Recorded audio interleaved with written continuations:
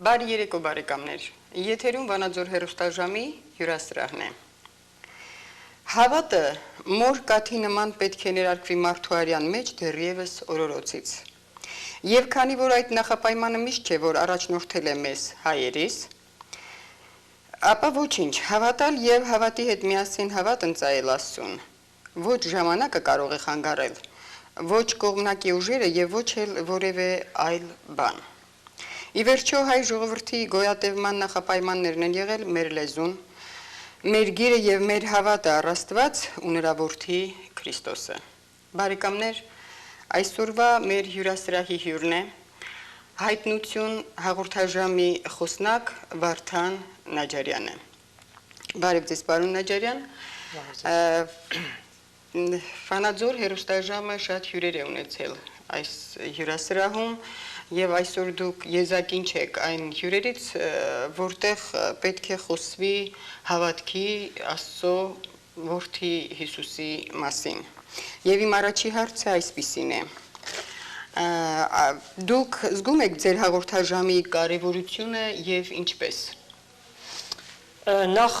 կուզեի իմ շնորհակալությունս հայտնել Վանաձոր հաղորդաժամին, մասնավորաբար նրա տնօրեն Ավետիս Սոհանյանին, որ այս հնարավորությունը ընձեռնեց, որպեսզի կարողանանք մեր մտքերը, խորհուրդները կիսել մեր ունկնդիրների հետ։ Ինչ վերաբերում է հարցին, այո, այդ հաղորդաշարերը, հայտնություն հաղորդաշարը սկսելու անհրաժեշտությունը զգացել ենք, որովհետև կարծում ենք, որ ժողովրդին հոգևոր կերակուր քիչ էր հասնում ընդհանրապես։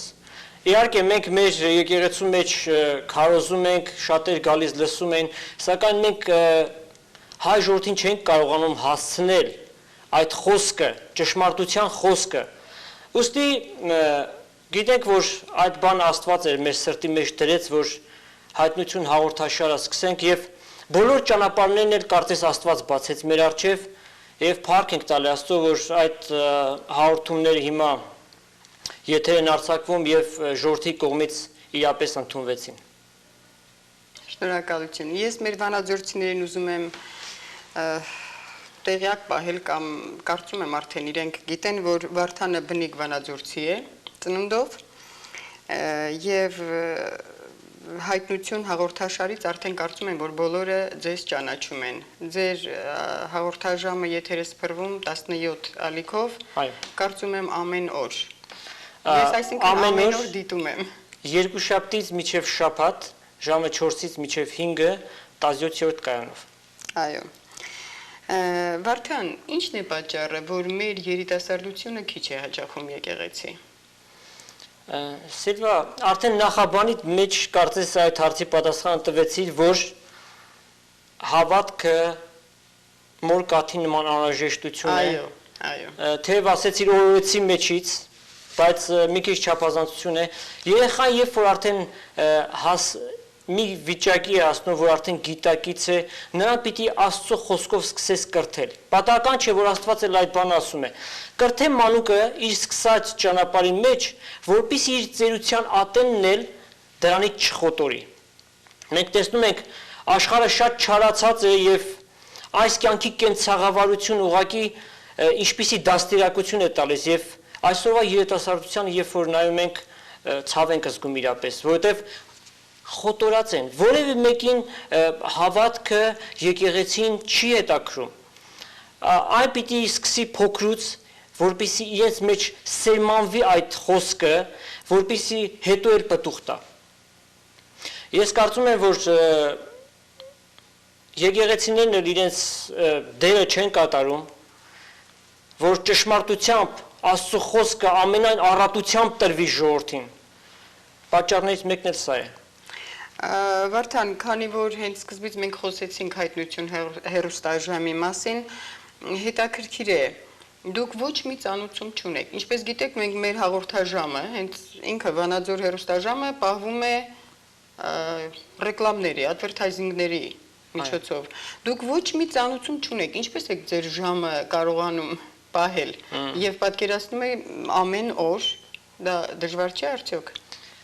Աստծո համար անկարելի ոչինչ չկա։ Մենք մեր հույսը ամբողջությամբ Աստծո վրա ենք դրել,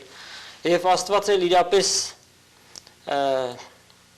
այդ բանը կատարում է մեզ համար։ Գիտեք, մեր հոգևոր եղբայրները ազնազոր ձևով իրենց գրպանից ուղակի այդ հերոստաժամերին վճարում են եւ առիթը որ եկավ պիտի իմ շնորհակալության խոսքն էլ ասեմ մեր այն ունկնդիրներին, որոնք թեև իրենց փոքր, բայց մեզ համար շատ մեծ լումա են բերում, որպեսզի այս հերոստաժամերը եթերի վրա մնան։ Հաջորդ հարցը այսպիսին է։ Վարդան, ես ուզում եմ մի քիչ մեր հերոստադիտողին ինֆորմացիա տաս Հիսուսի աշխարհ գալու նպատակը, Հիսուսի աշխարհ գալու մասին։ Հիմա ես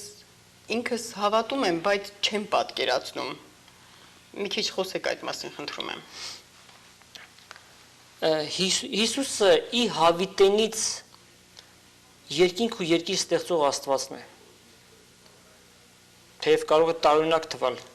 նրանց, ովքեր որ տեղյակ չեն։ Սակայն մեզ համար այդպես էլ մեր հավատալիքների մեջ ամրապնդված է, որովհետև գրված է, երբ Հայր Աստված երկրի հիմերը կդներ,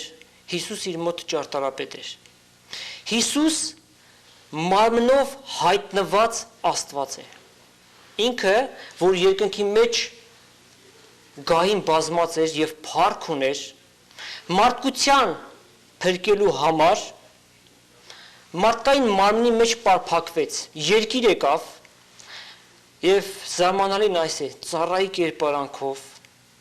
եւ չարչարված մի կյանք ունեցավ, իրեն հալածեցին, չընդունվեց մարդկանց կողմից, անարգեցին, թքեցին, սակայն ինքը մի ուրախություն էր տեսնում իր առջև եւ դա մարդկության փրկության ուրախությունն էր, որի պատճառով էլ անարգ մահվան խաչը հանձ առավ ինքը։ Եվ մարդկության մեղքերի համար մեռավ եւ իրեն հավատացողների համար հարություն առավ, այսինքն բոլորի համար հարություն առավ, ովքեր որ կհավատան, կարդարանան։ Ահա կարճ եւ կոնկրետ Հիսուսի աշխարհ գալու նպատակը։ Սակայն այդ ծրագրի մեջ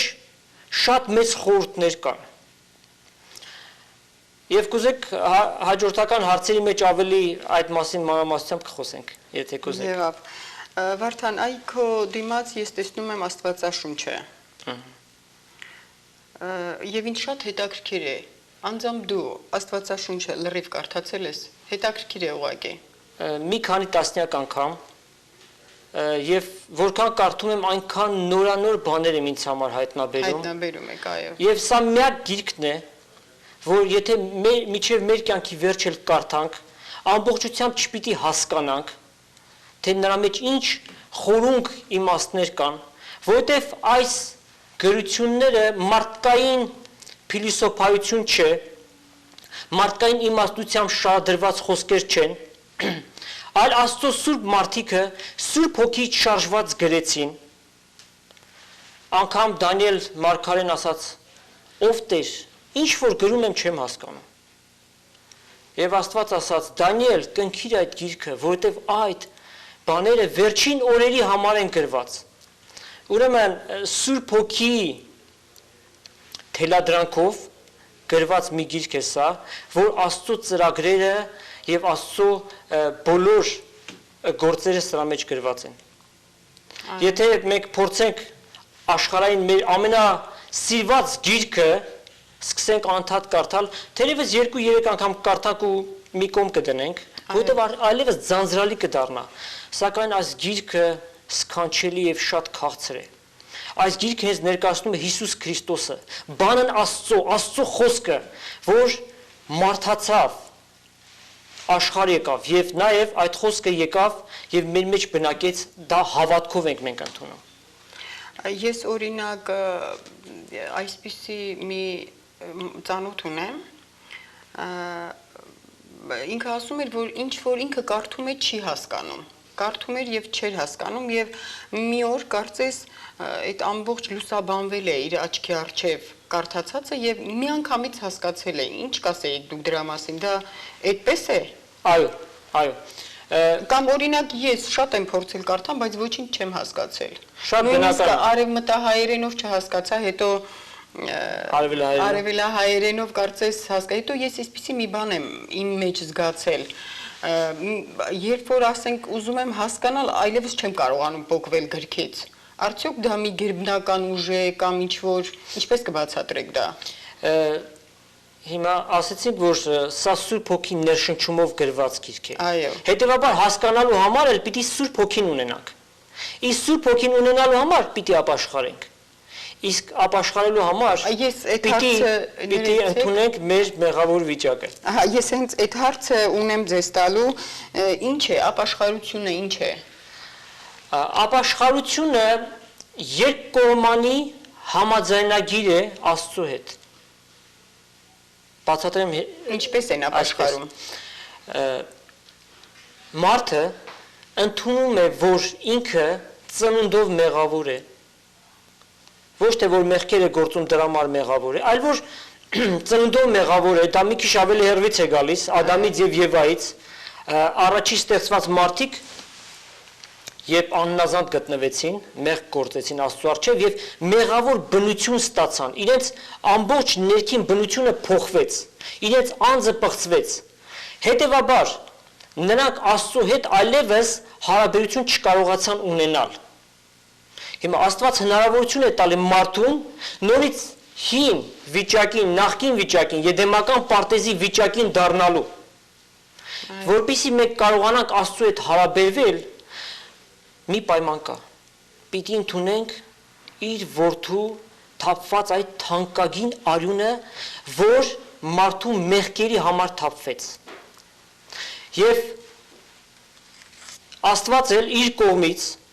կողմից խոստանում է, որ եթե մեկը իր մեղքերը խոստովանի, Աստված էլ այդ մեղքերը պիտի ջնջի չհիշելու պայմանով։ Ինչպես գրված է, եթե ձեր մեղքերը կրկնակի կարմիրի նման են, այսինքն շատ կարմիր են, ձյունի պես ճերմակ պիտի դառնան։ Եվ Աստված երբևէ չպիտի հիշի այն կատարված մեղքերը, որ մարդ կատարել է։ Եթե միայն հավատքով խնդրենք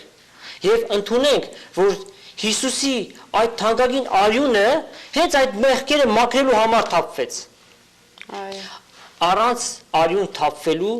մեղքերի թողություն չկա։ Եվ այդ միակ արյունը, կենդանի արյունը Հիսուս Քրիստոսի արյունն է։ Վարդան, ընդհանրապես ես իմ բոլոր հյուրերին եմ տալիս այս հարցը, բայց հիմա ձեզ կարծես հենց տեղն է ձեզ այդ հարցը տալու։ Հոգու արկայությունը ինչով կբացատրեք։ Մարդը, երբ ինքը մահանում է ֆիզիկապես, հոգին համբարձվում է երկինք, ինչպես ասենք մենք ֆիլմերում դիտում ենք, տարբեր ֆիլմեր կա, տարբեր պատմություններ կան, մարդիկ պատմում են, որ իրենք գնացին, մահացան, հետո վերադարձան, նույնիսկ կարծեմ ձեր հեռուստաժամով ինչ-որ մի հատ ներկայացման Այո, այդպեսի հաղորդում ունեցանք, այդպես։ Ինչ կասեիք կյանք մահից հետո։ Այո, հոգու արկայության մասին խոսեք, խնդրում եմ։ Ասեմ հետևյալ, այո, այդպեսի դեպքեր շատ կան եւ շատերը վկայություն են տվել, որ կլինիկական մահ են ունեցել եւ իրենց մարմնից անջատվել են, իրենք վերևից ուղղակի իրենց մարմինը տեսել են, շատերի մոտ է այս բանը եղել։ Հենց մահ բառը, եթե վերցանենք, այո, մարմնի անջատումը հոգից։ Իսկապես։ Այո։ Եվ ավելի այս բանը իմանում ենք մենք Աստծո խոսքից, որ մարդը միայն մարմին չէ։ Մարդը ունի եռյակ բնություն եւ կազմված է հոգի, շունչ եւ մարմին։ Շունչ ասվածը ոչ թե այն թթվածինն է, որ մենք շնչում ենք, այլ անձը, էգոն, մարդու եսը, ինքնագիտակցությունը, այս բոլորը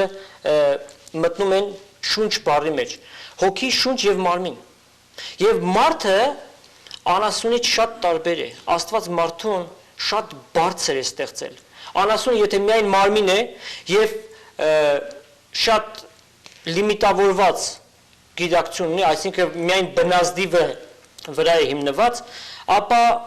մարդը երրյակ բնություն ունի եւ երբ որ մահանում է, միայն իր մարմինն է մահանում, սակայն իր անձը եւ հոգին պիտի մնան հավիտյան։ Բայց այստեղ է գալիս գլխավոր հարցը, որտեղ պիտի անցկացնի իր հավիտենականությունը։ Այսինքն դժոխքի եւ դրախտի մասին է խոսքը։ Հենց այդ, այո։ Իսկ եթե դուք ասում եք, որ Աստված բոլորին ներում է, բա ում է տանում դժոխք։ Աստված սեր է, այդպես է գրված։ Աստված բոլոր իր ստեղծվածներին սիրում է առանց բացառության։ Այո։ Սակայն Աստված միաժամանակ արդար է։ Աստված որքան կարող է համբերել, եթե մարդը իր կյանքի ամբողջ ընթացքում մերժում է այն աստվածային թափված սուրբ արյունը, որ Տեր Հիսուս թափեց։ Հաճախ մարդկանց խոսում ենք։ Անկամ ծերուկների պատահել է, որ խոսել ենք, որ գիտեք, ձեր կյանքի արդեն վերջնալույսն եք ապրում, այլևս մի օր պիտի բաժանվեք այս աշխարհից, հանդերձյալ կյանքը պիտի գնաք, հետևաբար պետքություն ունեք Հիսուս Քրիստոսին իբրև ձեր անձնական փրկիչ ընդունելու, որպեսզի արժանանաք հավիտենական կյանքի, դրախտ գնալու։ Սակայն գիտեք, եւ ինչ են պատասխանում։ Շատերը խստապարանոց են ուղղակի։ Սա հենց հավատքի պակասությունն է։ Աստված հենց այս հավատքն է ուզում, որպեսզի մարդ իր սրտի մեջ հավատա այս կատարված փրկagorցյանը։ Բայց եթե մարդը միջև իր կյանքի վերջ մերժում է Աստվածային այս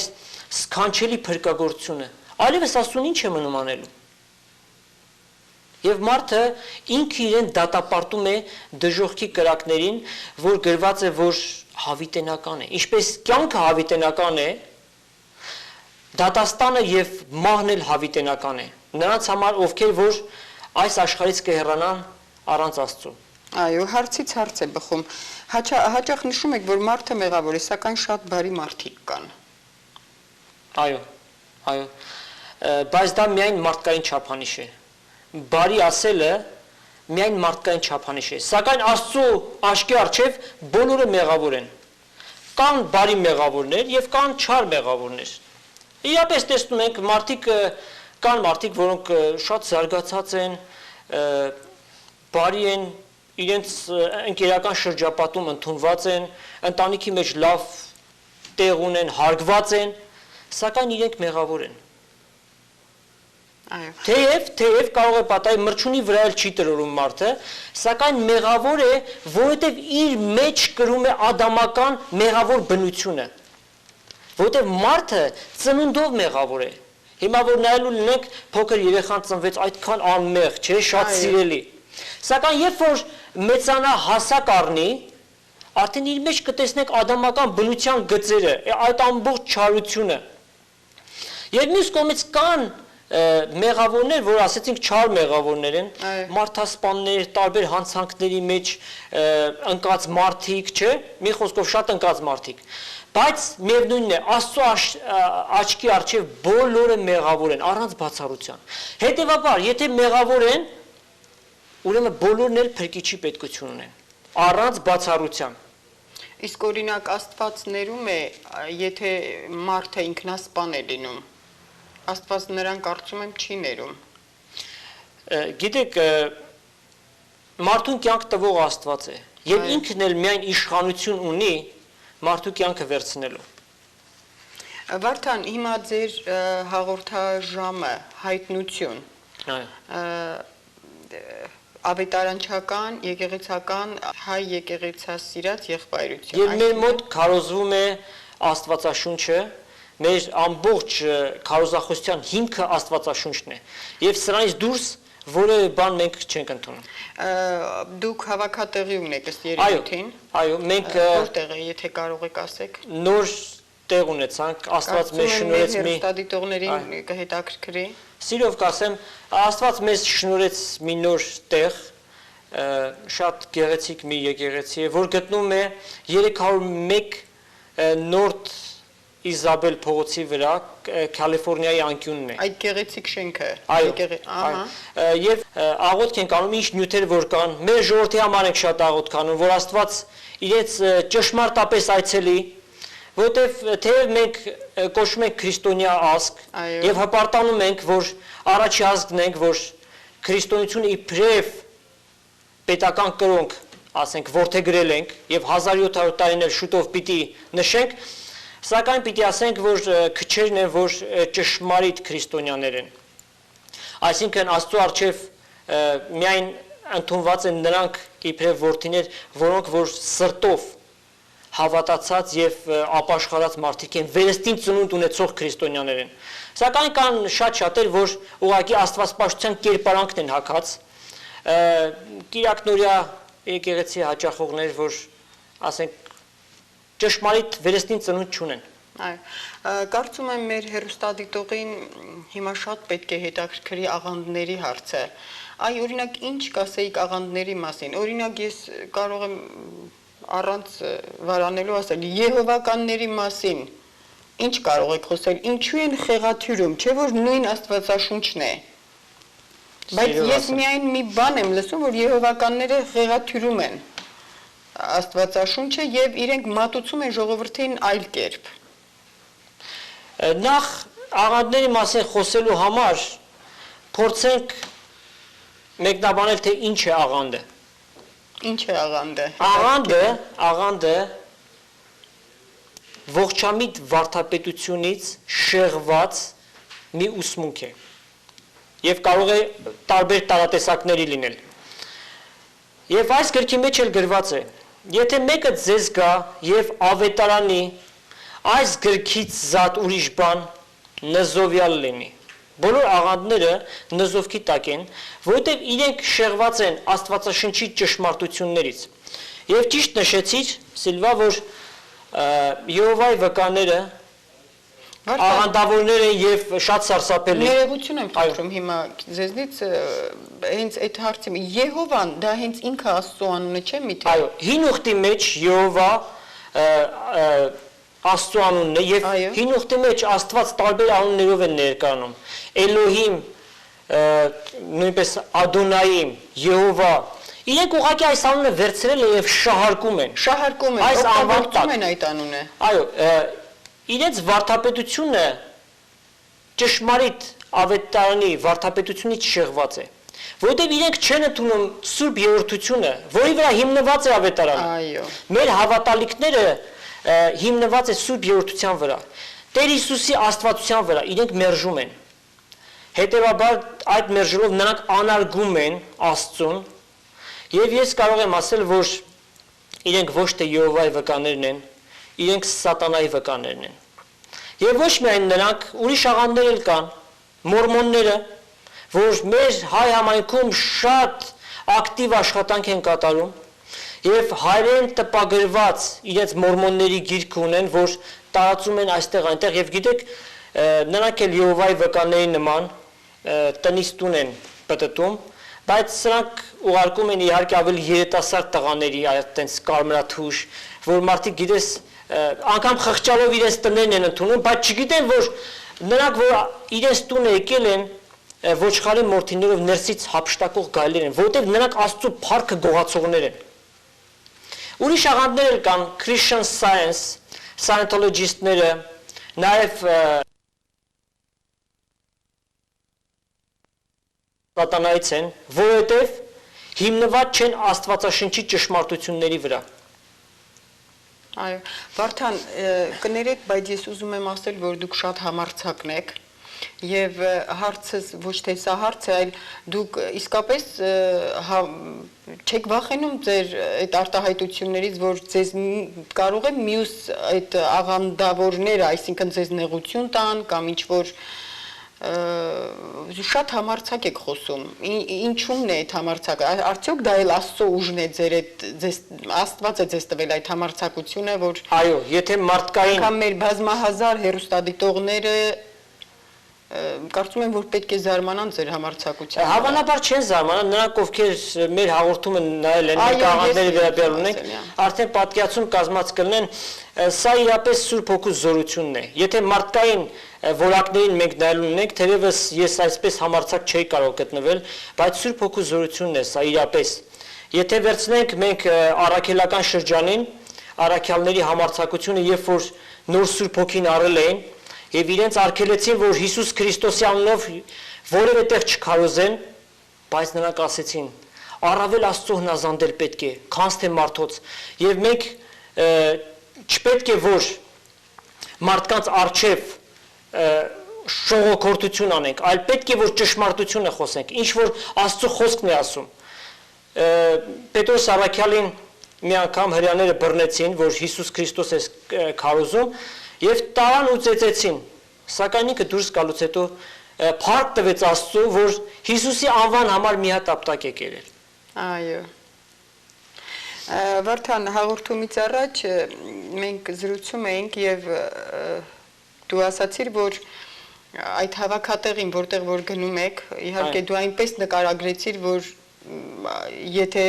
այդ նույն ձևով նկարագրեիր, այդ նույն ձևով հիմա երևի դու չես կարող կամերայի առջև խոսել, եթե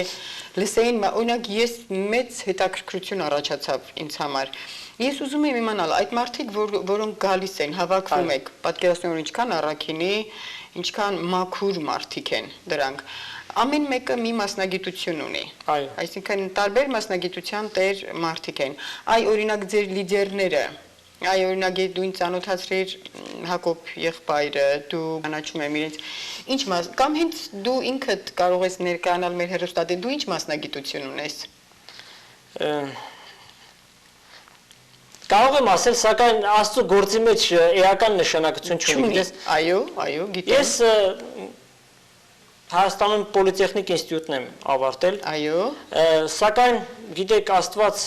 այնպիսի մարդկանց միջոցով կարող է գործել, որ եթե վերցնենք Պետրոս Առաքյալը ձկնորս էր,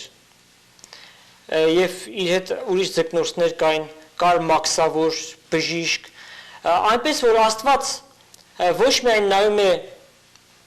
առավել կասեմ, Աստված չի նայում, թե մարդը ինչ մասնագիտություն ունի կամ ինչ է ավարտած, այլ Աստված նայում է, թե տվյալ մարդը ինչ հնազանդություն ունի Աստծո գործի մեջ ծառայելու համար։ Այո։ Եվ Աստված հոժար եւ խոնար սրտեր է փնտրում, որոնց միջոցով կարողանա իր խոսքը տարածել այս խավար, թեև տեսնում ենք շատ լուսավոր, բայց հոգեորապես խավար աշխարհի մեջ։ Վարդան, ես ուզում եմ իմ շնորհակալությունը հայտնել ձեզ, եւ քանի որ մեր հաղորդումը մոտենում է ավարտին, ինչ կմաղթեիք Վանաձոր հեռուստաժամին, ինչ կմաղթեիր քո Վանաձորին։ Կմաղթեմ ամենայն բարիք, այս հեռուստաժամին էլ կմաղթեմ հարատևություն, թող Աստված իրապես օրհնի եւ մեծապես ձեզ էլ վարձատրի ձեր այս տքնաջան աշխատանքի համար։ Չգիտեմ, շնորհակալություն հայտնում են աղոթելու համար։ Ես համենայն դեպս շատ բավարարված եմ։ Միայն երկնավոր հորը եւ նաեւ Սուրբ Երրորդությանը։ Ես էլ իմ շնորհակալությունն եմ հայտնում ձեզ, որ դուք չմերժեցիք եւ եկաք։ Տիրոջ բարքի համար, միայն։ Եվ հուսով եմ, որ այսօրվա մեր այս հաղորդումը շատ ուսանելի պետք է լինի մեր հեռուստադիտողներին եւ կարծում եմ, որ շատ մարդիկ կցանկանան մասնակից լինել ձեր հավաքներին, օրինակ մեկը ես ինձ համար շատ հետաքրքիր է, մի խոսքով, անչափ շնորհակալ եմ։ Մեր եկեղեցու դռները բոլորի առջև բաց են։ Այնինչ որ ցանկացաք Վանաձոր հեռուստաժամին, ես նույնը ցանկանում եմ ձեզ, որովհետև երկուսս էլ վանաձորցի ենք եւ երկուսս էլ ծառայում ենք այսօրվա մեր այստեղի հայ համայնքին լավը մատուցելու համար։ Փառք Տիրոջ։ Բարեկամներ, ավարտվեց այսօրվա մեր հյուրասրահ հաղորդաշարը, կհանդիպենք հաջորդ շաբաթ ցեսություն։